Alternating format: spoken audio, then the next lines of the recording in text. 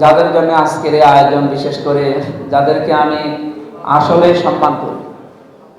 আমি একবার এই জায়গায় দাঁড়িয়ে আপনাদের সম্মানার্থে কোরআন এবং হাদিস আর বাস্তবতা দিয়ে কিছু কথা বলেছিলাম, কিন্তু আপনাদের ভেতরে কিছু মানুষ এই শব্দটাকে একটু ঘুরিয়ে পেঁচিয়ে, মানে শুধু বাংলাদেশ না, বিশ্বের ভেতরে তোলপাড় তৈরি করে দিয়েছে।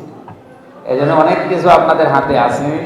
ওই কথাটা আল্লাহ কোরআনে কারিমে এভাবে জানিয়েছেন, ইয়া আইয়ুহাল্লাযীনা আমানু ইন জাআকুম ফাসিকুম বিনাবাইন ফাতাবায়্যানু আন তুসিবু কওমান বিজাহালাতিন ফাতুসবিহু আলা মা ফাআলতুম নাদিমিন।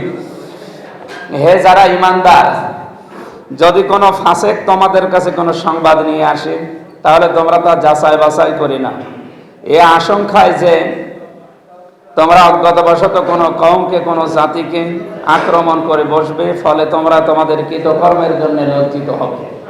তাহলে সাংবাদিকতার যে মূল থিম এই আয়াতের ভেতরে কিন্তু আছে, সূরা হুজুরাতের 6 নম্বর আয়াত। আপনাদের এই কাজকে আমরা ছোটখাটো কাজ হিসাবে বিশেষ করে আমি দেখি না, আমি একটা মহান পেশা মনে করি। সংবাদ আল্লাহর পক্ষ থেকে যেগুলো এসেছিল রাসূলদের মাধ্যমে, তাদেরকে নবী বলা হয়। ওখান থেকে বিভিন্ন শব্দের উৎপত্তি আছে। এখানে যে নাবাইন শব্দটা আছে, এখান থেকে ওই শব্দটায় নাবাইন থেকে এই নবী, আমরা এইটাই তাফসিরে, হাদিসে, ইসলামের ইতিহাসে এগুলো পড়েছি। বাস্তবতা হচ্ছে আপনারা যে মহান পেশায় আছেন, এই পেশাটা যেখান থেকে তথ্যগুলো, সোর্সগুলো নিয়ে এসে জনগণের সামনে, জাতির সামনে দেবে, সেই কাজটা যে ইবাদত আমরা অনেকে মনে করি না। যদিও আজকে অনেকের মাথায় টুপি দেখে মনে হচ্ছে তারা এটা ইবাদত মনে করে। আমরা চাই এই পরিবেশ যেন এই বাকি 11 মাসও থাকে। শুধু রমজান এসেছে মাথায় টুপি তুলবেন না, আমরা বাকি 11 মাসও এখন যেরকম পাচ্ছি এরকম সুরত, সিরাত এবং কর্ম আমরা বাকি 11 মাস আপনাদের কাছে দেখতে চাই। আপনারা দিতে পারবেন না ইনশাআল্লাহ? এখন যে সামনে সময় আসতেছে বা যে নির্বাচনটা হয়ে গেল, এই বিষয়ে আপনারা কিছু প্রশ্ন দিয়েছেন। তার আগে আমি কয়েকটা কথা আপনাদের শোনাতে চাই। গণতন্ত্রের বিষয় হয়েছে, এই যে নির্বাচন গেল, যদিও ইঞ্জিনিয়ারিং, প্ল্যানিং যাই বলেন, এগুলো মেকানিজম হয়েছে, কিন্তু গণতন্ত্রের বিজয় হয়েছে আমি মনে করি। মানুষ ভোট দিতে পেরেছে অলরেডি। যদিও ভোট নিয়ে যা হয়েছে ওইগুলো আমি বলতে চাই না এই ময়দানে, কিন্তু ভোট হয়েছে তো আলহামদুলিল্লাহ। আমার জীবনে তো আমি প্রথম ভোট দিলাম, কেমন করে দেওয়া লাগে আমি তো জানতামও না। এবার দিয়ে অন্তত শিখলাম। আগামীতে ধারা যেন অব্যাহত থাকে, মানুষ তাদের পছন্দের প্রার্থী যারা, তাদেরকে ভোট দেওয়ার সুযোগ অন্তত এবার পেয়েছে। যদিও কিছু কিছু বিভাগে, কিছু কিছু জায়গায় এগুলো পছন্দের জায়গায় দেওয়ার পরেও বা পছন্দের জায়গায় দেওয়া যায়নি, সেটা আলাদা বিষয়। কিন্তু আমার কুষ্টিয়াতে অন্তত সদর আসনের ব্যাপারে আমরা যতটুকু খোঁজখবর নিলাম বা পেলাম, আপনাদের সারাদিন ওই দিন অ্যাক্টিভিটিস যা পেয়েছি, আলহামদুলিল্লাহ। দ্বিতীয় নম্বরে স্বচ্ছ সাংবাদিকতা। অসংখ্য পরিশ্রমী এবং মেধাবী চৌকস সাংবাদিকদের কারণে কুষ্টিয়াতে স্বচ্ছ সাংবাদিকতার ধারা রচিত হয়েছে, আলহামদুলিল্লাহ। এই যে লিখিত বিষয়গুলো আপনারা দেন মানুষের সামনে এবং ভিডিও ক্লিপ যেগুলো আসে, এই ব্যাপারে কোরআনে কারিমে একটা কড়া বার্তা আছে। আমি আপনাদের স্মরণার্থে এটা বলতে চাই, সূরা কলমে আছে, নুন কলামি ওয়া মা ইয়াসতুরুন। আল্লাহ তাআলা বলেন, হে নবী, আমি কলমের কসম করলাম।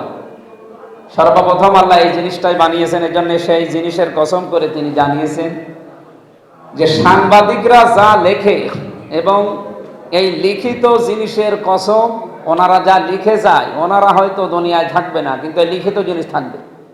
এই জন্য আপনাদের কসম দিয়েছি, আর আপনারা যা লিখে যান ওই লিখিত জিনিসের কসম দিয়ে এখানে অনেকগুলো কথা আল্লাহ আমাদেরকে জানিয়েছে।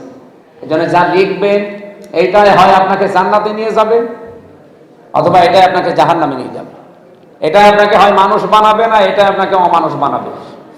নিরপেক্ষ সাংবাদিকতার বিষয়ে আমার জন্য নয় বা কোনো নির্দিষ্ট ব্যক্তির জন্য নয়, বরং দেশ ও জাতি এবং রাষ্ট্র তথা সংবিধান ও স্বচ্ছতার পক্ষে থাকার কারণে এই যে বিজয় আমাদের কুষ্টিয়ার 3 আসনে, 2 আসনে, 4 আসনে, বাংলাদেশ জামাত ইসলামী সহ আরও বিভিন্ন আসনে এটা সম্ভব হয়েছে। সর্বোপরি আমি আন্তরিকতার সাথে সালাম ও স্যালুট জানাচ্ছি কুষ্টিয়ার সাংবাদিক বন্ধুদের। আগামীতে আমরা চাই আপনারা স্বচ্ছতার ধারাবাহিকতা ঠিক রাখবেন।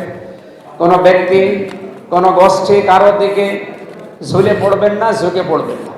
অন্যায় যেটা অন্যায় বলা লাগবে, ন্যায় যেটা ন্যায় বলা লাগবে। আমি ঢাকা থেকে আসার পরে কয়েকটা জিনিস দেখলাম কুষ্টিয়াতে, তার ভেতরে হাসপাতালটা, এর যতগুলো অনিয়ম, আমি অ্যাকশন নিলে ওই সময়ই নিতে পারতাম, কিন্তু কিছু কিছু মানুষ ওনারা বলছে যে কিছু হবে না, কিছু হবে না। এই ধারণাটা এসেছে আপনাদের কারণে, কারণ এর আগে যারা ছিল তারা এরকম কিছু বলার পরে হয়নি, আর আপনারা ওইভাবে লিখেছিলেন, এই কারণে তাদের এই বিশ্বাস যে কিছু হবে না।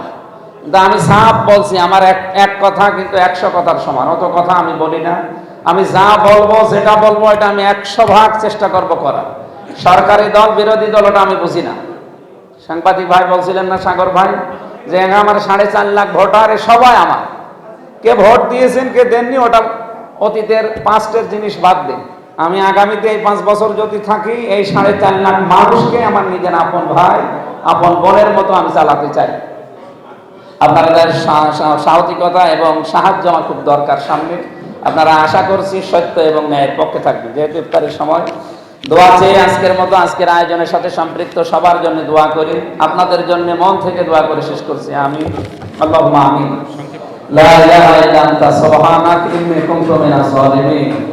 আল্লাহ তাআলা, মহান পেশায় নিয়োজিত এই সাংবাদিকদের সম্মানে আজকের যে ইফতারি অনুষ্ঠান মেহেরবানি করে কবুল করে নাও।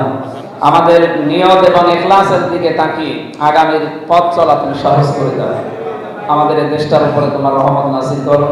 যারা দায়িত্ব পেয়েছে, সততা, স্বচ্ছতা এবং নিরপেক্ষভাবে দেশটা পরিচালনা করার সুযোগ তাদেরকে দান করো। আমরাও সাহায্য করতে